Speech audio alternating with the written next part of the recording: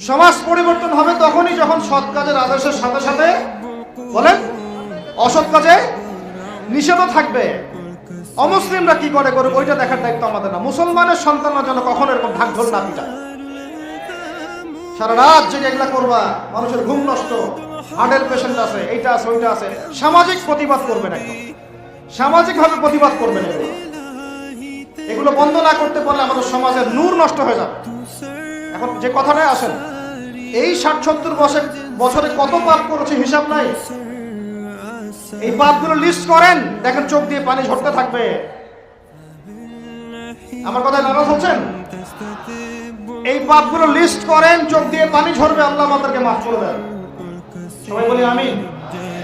কত কবিরা গুনাহ হয়েছে, কত সগীরা। তবে